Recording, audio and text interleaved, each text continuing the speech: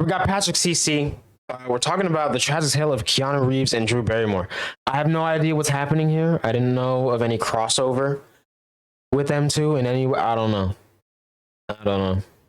Let's see what we got though. Drew Barrymore was just 9 years old while suffering from the devastating effects of addiction. Because of her Hollywood success, she spent her nights and weekends in clubs with full-grown adults who were supplying her with substances. As if that wasn't crazy enough, her own mother was the one bringing her to these clubs and parties. With no father figure in her life, Drew had no way out of this darkness. That was until she met one man who understood her struggles on a deeper level, Keanu Reeves. That's a crossover. Keanu had also been abandoned by his father. He also had dealt with the complicated life as a child actor. Therefore, he could not live in good conscience if he just watched Drew spiral down even further. And one night while Drew was at rock bottom, Keanu made a decision that would drastically change her future. It's a miracle Drew Barrymore made it out of Hollywood alive. And this is how it happened. The Barrymore family is one of the largest acting families in entertainment history, going back more than 400 years and spanning 7 generations. The family's roots in theater started in 18th century Europe, with Thomas Haycraft Lane and Louisa Roos Lane, who were traveling actors. At that time, traveling actors would move from town to town performing plays in town halls, inns, and even churches. Essentially, wherever they could gather an audience, they would put on a show. The Barrymore name itself was chosen as a stage name by Herbert Blythe, Drew Barrymore's great-grandfather, who became known as Maurice Barrymore. Maurice moved to the United States and married Georgiana Drew, who also came from an acting family. Georgiana's father, John Drew, owned the famous Arch Street Theater in Philadelphia, which was sadly demolished in 1936. Maurice and Georgiana became the parents of 3 legendary actors, Lionel, Ethel, and John Barrymore, who became known as the Royal Family of Broadway. These siblings found major success in theater and film during the late 1800s and early 1900s. Lionel Barrymore started on Broadway before moving to Hollywood, where he acted in over 200 films, including Grand Hotel and the Dr. Kildare series. He won an Academy Award for Best Actor for his role in A Free Soul. Ethel Barrymore also started as a stage actress who later acted in films and ultimately won an Academy Award for her performance in None But the Lonely Heart. John Barrymore was the most famous of the siblings. He starred in classic movies like Dr. Jekyll and Mr. Hyde and Dinner at 8. Unfortunately, John's son, who was also named John Drew Barrymore, had a lackluster acting career whose most notable appearance was in the TV series Gunsmoke. The family's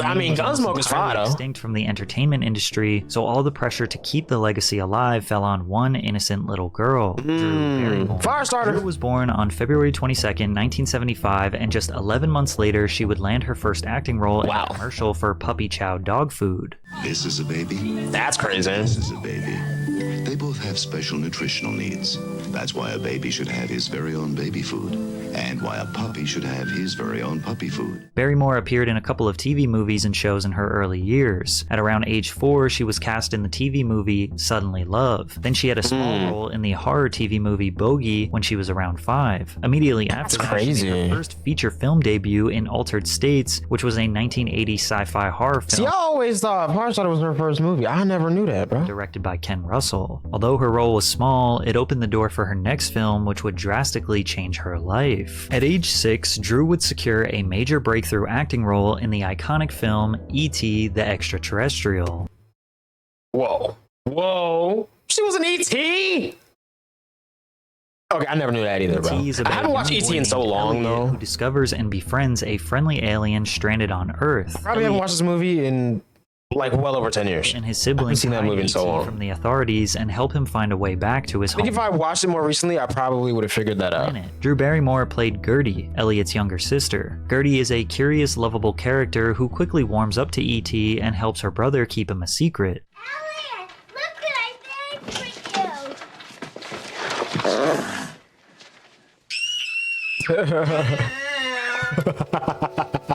for you. I go out of a lot of like movies from the 80s with these types of like special effects characters and stuff like that. I feel like this one's aged the best.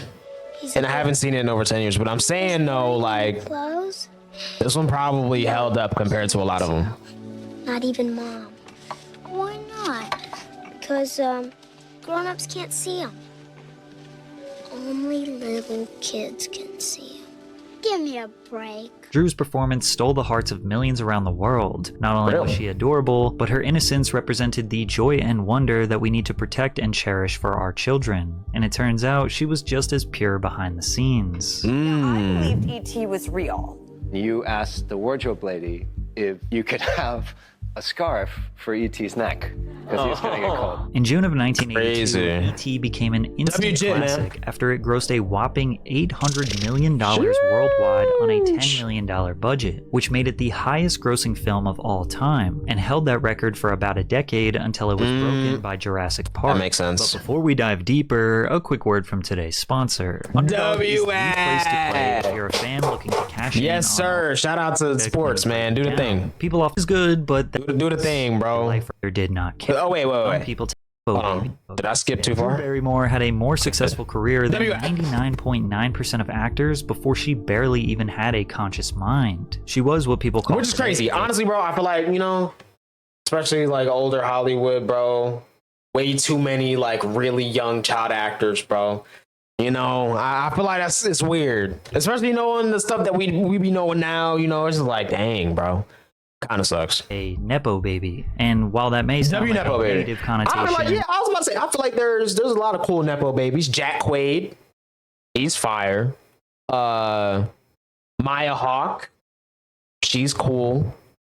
There's more. I can't think of any more off top, but they're cool. Nepotism is actually a convoluted subject when you break it down. Yes. People often said that acting was in her blood or that she was born to act, meaning that she essentially inherited this amazing window of opportunity built off the hard work of her ancestors. Yes. Which is good, but that would also cause some people to hate her because there are so many actors that won't ever get the same chances or opportunities just because she is related to the right people with the right connections. However, there is a third way to assess nepotism that most people tend to ignore, and it is the ramifications that a child faces later on in life when they are essentially forced into a life or career without having any choice. Due to the success of E.T., you could argue that she not only honored but carried the legacy of her family's name. Unfortunately, her father did not care. He was merciless, violent, and abusive towards her. Drew's earliest memory of her dad was the time he tossed her into a wall. She was 3 years old. He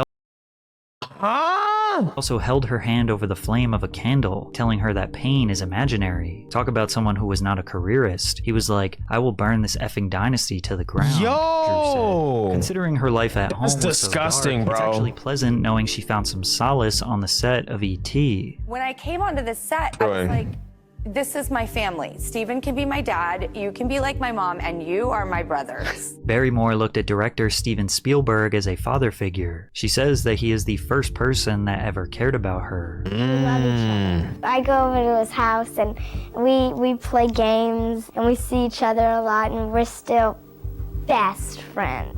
Yeah, he's like the first person I knew cared. Now, some people might think it could have done additional damage that Spielberg was kind of like a father figure, but not an actual father. So once it was time for him to move on with his career, he wouldn't be able to provide or care for her like he was when she was on the set of E.T. But Drew says this was not the case. But isn't it sad when you look back at it? You had to look towards Steven Spielberg, the producer or director of the movie, for a father figure. What? Who better? Is it a good thing? Yeah, it's a great thing. And by the way, But didn't it crush you when he wasn't available to you? When Steven Spielberg becomes your father figure and he's not really your father, and then you go, where's Steven? I need him. He was never unavailable to me. After E.T., her child acting career W-Man's, bro. I ain't gonna Steven lie. then took Drew to Saturday Night Live, in which she became the youngest host in the show's history. Relax, kid. You're gonna be just fine. It's crazy. Hey, come on, can I get you a glass of milk, honey?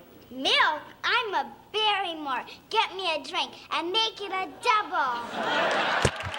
If only they knew that Get Me a Drink and Make It a Double wasn't exactly Yikes. a joke. Oh, Sadly, man. at just 9 years old, Drew Barrymore's battle I was trying to, laugh because I was like, it's SNL, but I forgot. with addiction had begun. Her mother Jade got divorced from Drew's father and started solo parenting, which led to her mother taking Drew to the famous New York Studio 54. Oh my goodness. She never had a chance. Oh, that sucks. That sucks. nightclub Studio 54. That This sucks, club bro. was highly What? exclusive. A child? Studio 54. Oh, nah. Reserved for That's Hollywood crazy. elites to indulge in substances and animalistic fantasies. From the That's age of 8, Drew crazy. called herself a party girl, going out with her mother and her mother's friends to up to 5 times a week. I had a mom, but she was more 5 times a week? Okay, bro. Okay. Hold on, bro. What? like my best friend, said Barrymore. She was like, do you want to go to school and get bullied all day? Or do you want to go to Studio 54? And I was like, yes, absolutely. In Drew's 1990 book called That's Little Girl insane. Lost, she describes what it was like to go to Studio 54. And there was nothing as invigorating as walking in and being engulfed by the thud of blasting music and the swirl of flashing lights. It was Disneyland for adults, only I got to be a part of it. We went out pretty regularly, sometimes once a week and other times. Okay. I was about to say, bro. Like, if that was all the time, bro, it's still insane. But like, what? But nothing was ever enough for me. Being the youngest person at every party spoiled me. People treated me like a little toy, always telling me how cute I was, patting me on the head, or giving me a playful squeeze. However, since I was dependent on my mom, I couldn't always go when I wanted, which was all the time. This led to numerous arguments. I'd want to go out and party, my mom would want to stay home. I'd storm out anyway. She tells stories of using her little girl charm to convince grown men to give her alcohol. Can I have a sip of your... Bro. Stuff like this is why we need to bring back public beatdowns and also tomato throwing, bro.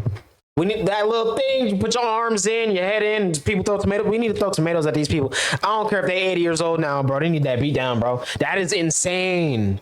That is insane, bro. I don't care what year it was, bro. 1978, you're weird, bro. It wasn't 78. But still, though, that's weird. Yeah, sure, he said, handing me the bottle. I'm sure he thought it was cute to give a little kid a sip of beer, but I quickly downed the remainder of his bottle. Hey, I said a sip, he said, taking the empty from me. Sorry, I shrugged coyly. That's okay. You know, you just gave me my first beer, I said. Really? He said. Cool. Well, I had grown up very fast, and it's not very normal to see That's crazy, bro. Big Hollywood party drinking. And it looks a little weird, and people were laughing and just saying, you know, I dare you to do this, and I did, and I got really drunk, and it was such a scary, frightening feeling, yet it was such an escape from everything else in the world that I had a very liking to it. It's important to know that Jade did not encourage, That's horrible, nor bro. did she really know that Drew was drinking alcohol, because Drew did everything she could to hide it. Then again, she wasn't really supervising Drew either. I was about to say, bro, if you really like locked in, know what you like, you would know that. You'd be able to realize that. What do you expect to happen when you bring a kid that's kinda to crazy. bars and parties surrounded by adults multiple nights per week? Eventually, they're going to get curious and want to try that drink that every adult around them is indulging in. Exactly, So you bro. started drinking at 9? To prove a point, or to feel good, or to get drunk, or what? Well, I didn't really know. I mean, when I was 8, I had had 2 glasses of champagne, and boom, I was like tipsy and Nah. like the party, and I felt so good. All my problem had seemed, you know, to disappear for that hour that I was out of it, and I didn't realize that until I was 9 and I started casually drinking, and realized. Where would you get alcohol from at 9? Parties, friends, bars, clubs. What were you doing at bars at 9? A lot of the time it was for parties that I was invited to. A lot of the time I would walk up and they would be like, oh, it's little Drew Barrymore. Come right in, good publicity, you know? Even though Drew was excited Crazy, to participate bro. in the adult party scene, even she knew something was wrong with her circumstances. She was desperate for more strong male figures in her life. And luckily, in 1986, she would meet one. And his Why wasn't it name was 1987? Keanu Reeves. Drew landed a lead role in a made-for-television Christmas musical called Babes in Toyland alongside Keanu. Obscure masterpiece, Babes in Toyland. Sometimes obscurity's good, but there was a good heart in that piece. We had so much fun making it. It was crazy, and Richard Mulligan, That's pretty cool. Babes in Toyland was about a young girl named Lisa who was transported to Toyland, a magical place under threat from the villainous Barnaby Barnacle. With the help of her new friends, Lisa goes on an adventure to save Toyland and restore holiday cheer. The movie received largely negative. It's basically the first episode of Adventure Time reviews, but Drew is grateful this film brought her and Keanu together. I feel like I would look around and see the behaviors of the people that I wanted to be like one day, and they were always the kind, humble, gracious, hardworking, lovely examples. You are so that. I don't know. That's kind of you to say that. Bro, he's too humble, bro. I mean, I love what I do, right? I mean, I love acting. I like rolling up the sleeves. Honestly, I want to see Keanu Reeves and J. Cole in a humble off. Pause? No pause. Might resume. Flight out be cool. Work and we ain't doctors, saving lives, you know? But we can change lives. We can help, you know? Now, Keanu is extremely humble. He doesn't take credit for the compliment and tries to just move past it and start talking about acting. In classic Keanu fashion. Complimenting him about his acting. And he knew that. He knew that she was talking about him being a positive role model for her, who at the time was a troubled child. And despite Drew recognizing that Keanu could be a positive figure in her life, they had no means of remaining in contact. But little did she know he would be there for her again at her lowest moment. That's Drew's crazy. alcohol use was not exclusive to party nights out with her mom. After school and on weekends with friends, she did everything she could to get loaded. By the time Drew was 11, she and the oldest boy had graduated from what they considered to be boring childish games to more mature activities, like raiding his parents' liquor supply and drinking themselves into a stupor that had them sleeping away the better part of the next day. By 12, they added pot smoking and were getting stoned as often as possible. Drew even experimented with cocaine at 11, bro. At age 12. Probably was one night. I usually got to a point where I couldn't do anymore, or I didn't want anymore. Usually I stopped after a while. But one night I just kept going and going and going, and nothing, you know, I was partying for like 10 hours straight. Dang. 12, 15 hours straight, and I just didn't stop, and I just like went out. I feel like the worst part too, and I'm not trying to make light of this, it's just truth. The worst part too is like at that time, the music was so good, bro. Like it was just like more, you know what I'm saying, bro? Music was hitting different back then, so it's like, even more excuse to just stay there and party all that. Like, that sucks, bro. Long time, and it was really scary. And I became a blackout drinker. Naturally, you're probably wondering, how did it get this bad? Where was her mother? And how was Drew even able to hide this from her? That's what I'm saying, bro, for so long. 80s, where it wasn't uncommon for children, even as young as 8, to roam about in their neighborhoods with friends all day and return home in the evening. They had more independence. But instead of come back home when the street lights turned on, you feel me? Playground or riding bikes, Drew was smoking cigarettes and drinking beer. And Jay And the funny part too is like now people are like, why don't kids play outside? Why don't, you know what I'm saying? Like, bro, does that really sound like a good idea to you, especially with all them red dots on maps, bro? Like, hello? Not supervising or guiding her. And where were you when she was going to parties and bars at 9? I was never with her at bars at 9, but I would go with her to parties. There were a lot of industry functions and then private social/business functions. And when we got there, we would stay together for time. Then she would go her way and I would go my way. And not knowing that problem, I was not as scrutinizing as I should have been. You just decided to just let her have some space? Yes. 9 or 10, that's exactly the age where you need some guidance, some definition. Bro. You don't need a parent to back off and give you space at 9 or 10, especially if you were where Drew was at that time. Part of it was the fact that I didn't have a dad. I felt like my mom was abandoning me because she was always off at work. And to get a glimpse at what lying to her mother terrible, might look bro. like, here is Drew at 12 years old on national television using her charm to lie to Joan Rivers about her partying at the Helena nightclub. Oh, GG's. But you go out late at night. I saw you, Drew Barrymore, cha-cha-cha. R.I.P. Helena She's fired. at like midnight. Really? Oh, okay. Now see, there's an explanation. Okay. See, Helena, I really don't go to clubs. I mean, people think, oh yeah, she's like she goes out every night. That is not true. See, Helena is my godmother, so I like to visit her every once in a while. Very seldom, but I mean, Anthony Kiedis, lead Yikes. singer of the Red Hot Chili Peppers, wrote about a time seeing a 14-year-old Drew Barrymore at Studio 54. I did a double take when I saw a 14-year-old Drew Barrymore at the bar, drinking with the Bukowski crowd. She was adorable, spoke with a potty mouth, and carried on as if she were in her 20s. I was straining to approach her, but backed off. Hold on. What about that? What does he mean, bro? Nah, bro. Nah, that's crazy, bro. Hey, we just letting this. He said it's 2013. We just letting this slide, bro. I'd been in enough trouble. The next time I looked, she That is was a gone. crazy sequence of sentences. A couple nights later, she reappeared in the same spot at the middle of the bar, entertaining the bartender. I pulled the trigger this time, and whatever I had to say, she bought. Anthony was 27 years old at the time. Oh my God, bro. Oh, hell no, man. What the fuck, man? Get your ass on, boy. Get your goddamn ass. I'm not even gonna say it, but I'm gonna just hold on. If you know, you know, bro. Let me put this up real quick. Hold on, let me pause, bro.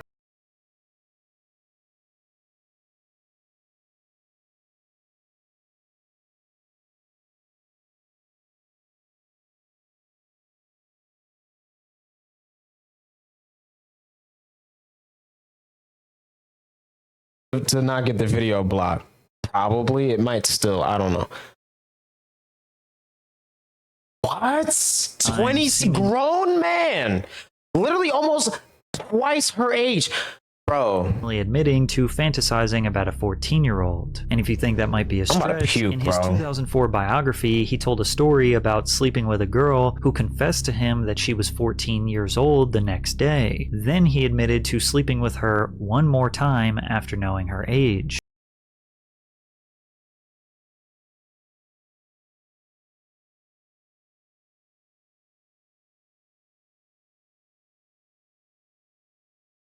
I already said we need to bring back public beatdowns, but we do. We do. That's all I need to say right now. I'm seemingly trapped disgusted. in an endless cycle of drug addiction and surrounded by predators, all while trying to navigate the pressures of fame, working a full-time job, going to This school, is so and sad, thinking her bro. mother doesn't care about her. Drew felt all of her problems would go away if she just did not wake up one morning. And at age 13, she attempted to make that her reality. Oh, Luckily, man. she was unsuccessful. Her mother I'm recalled the saying, incident, saying, bro. "She told me in confidence that it was nothing but a bid for attention," Jade says scornfully. Jade sent her daughter to an 18-month stint in a mental health facility in Van Nuys, California, where she was treated for addiction.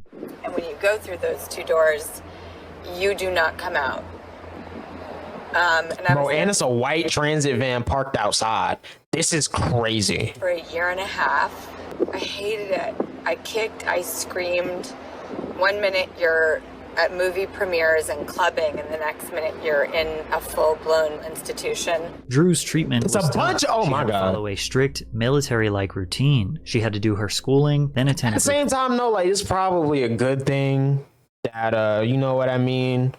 She got this type of help early, but at the same time, like we all know that a lot of these institutions don't really care about helping people. They just, want to drug them up and profit. That's kind of, at least nowadays. Maybe back then they actually cared a little bit, but I don't know, man. Therapy and one-on-one therapy sessions. But as a rambunctious child, she could not help but act out. And you could mess around in there, and if you did, you would get thrown either in the padded room or get put in stretcher restraints and tied up. Why were you so bad that you had to go in the padded room? I grew up, with like the Go-Go's and Wendy O. Williams and Blondie and all these like badass chicks, and I just sort of would like, channel my inner riot girl.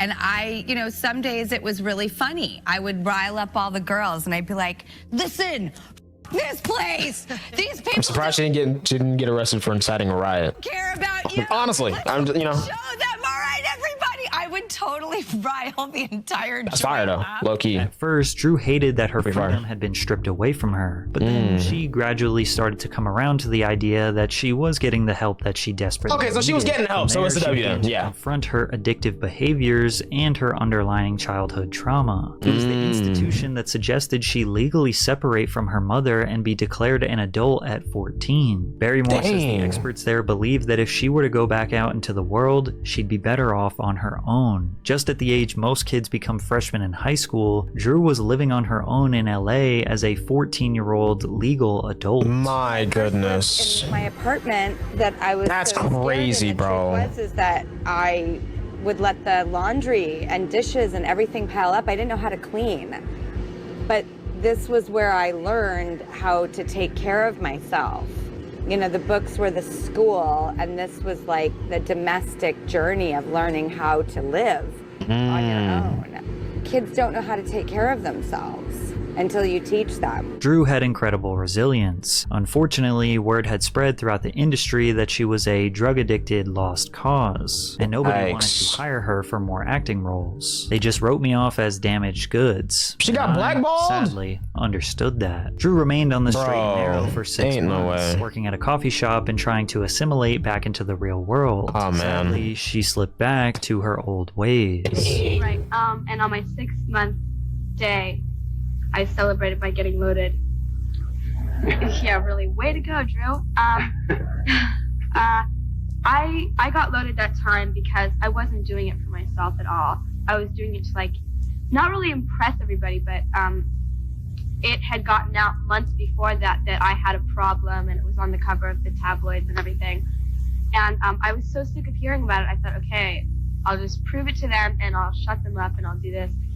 So when I was staying sober that time, I was doing it for everybody else. Yeah. And you just can't stay sober that way because you have to want it for yourself. Drew seemingly accepted that her future was over. She would just live the rest of her life looking for her next high, and she had to, because the only way she could mask her shame was through drugs and alcohol. And although he is not— I was about to say, how does Keanu play back into this though, bro? Words, Keanu Reeves understood Drew on a deeper level. Keanu's father, Samuel Reeves, struggled with substance abuse. He was in and out of prison for selling heroin until he ultimately abandoned his family when Keanu was just 3 years old. From there, he had various different men in and out of his life while his mother was dating. He lacked a father figure, just like Drew. Additionally, he was kind of an outcast in Hollywood like Drew. Early in his career, Keanu's agents told him that his name was too ethnic, which is insane. Temporarily changing his name to KC or Casey Reeves. Sure, he did eventually find success on the big screen, but his personal life did not get easier. No. In 1993, he lost his best friend and fellow actor River Phoenix. R.I.P. In 99, he lost what would have been his one and only child after the baby was stillborn. Dang, I don't think I knew that. Pregnancy. Although he and his girlfriend separated, they remained good friends, and she tragically passed away in a car accident less than 2 years after they lost their child. Keanu had every reason to be spiteful,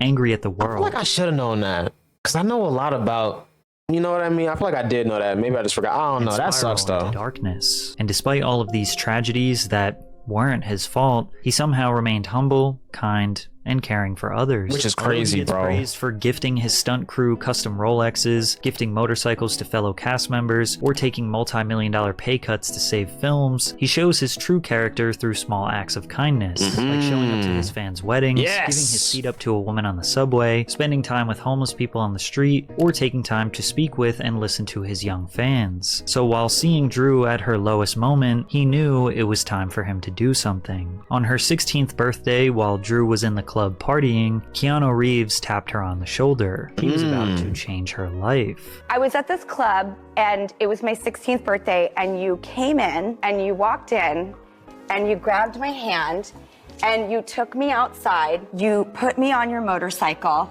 Oh my.